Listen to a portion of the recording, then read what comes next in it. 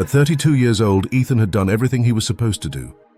He graduated, got a decent job, bought a nice car, moved into a modern apartment. Every morning at 7 a.m., his alarm rang. Every morning at 7:05, he hit snooze. Every morning at 7:10, he stared at the ceiling. And every morning, the same thought crossed his mind. Is this really it? His life looked successful from the outside. Friends envied him.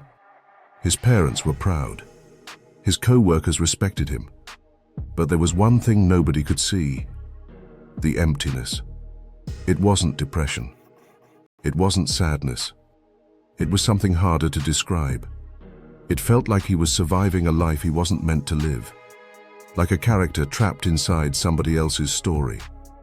One evening, after another meaningless day at work, Ethan sat alone in his apartment. The TV was on, but he wasn't watching.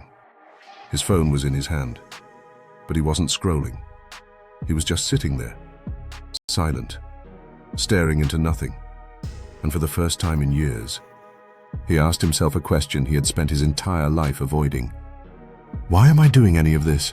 The question terrified him, because he didn't have an answer. Not a real one. Money? Sure. But he already had enough to survive. Status? Maybe. But impressing strangers didn't feel meaningful anymore. Security? Perhaps. But safe from what? For the first time in his life, he realized something shocking. He had spent years climbing a ladder, without ever checking if it was leaning against the right wall. The next morning, something changed. Not dramatically. No lightning struck. No motivational speech appeared. No life-changing revelation happened.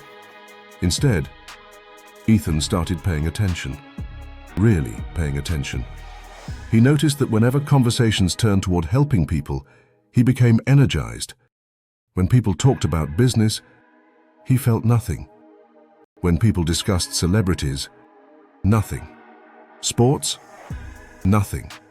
But when someone talked about changing lives, something inside him woke up.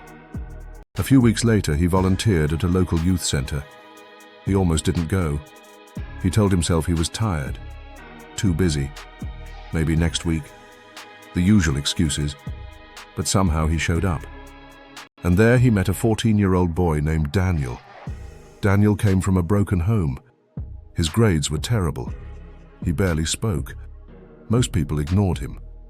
But Ethan kept showing up every week. Talking, listening, helping. Month after month. Nothing extraordinary. Just small actions. Then one day, Daniel looked at him and said something Ethan would never forget. "You're the only person who believes I can do something with my life." Ethan froze. Because in that moment, he realized something. For years, he had been searching for meaning, searching for purpose, searching for some magical sign from the universe. And yet, the most meaningful moment of his life had appeared when he stopped looking for himself and started showing up for someone else. That's when he understood a truth most people never learn. Purpose is not something you find. Purpose is something that finds you while you're moving, while you're trying, while you're exploring, while you're helping, while you're living. Most people believe purpose arrives as a grand revelation, a cinematic moment, a voice from the sky. But that's not how it happens. Purpose whispers. It hides in the conversations that excite you, the problems that make you angry, the people you can't stop thinking about helping, the things you would do even if nobody paid you. The tragedy is that most people never discover this, because they're waiting to feel ready, waiting for certainty, waiting for confidence, waiting for a sign.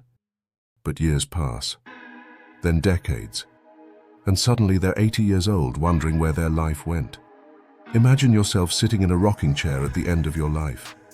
Your hair is gray, your body is tired, your story is almost over. Now ask yourself one question. Will you be proud of the life you lived?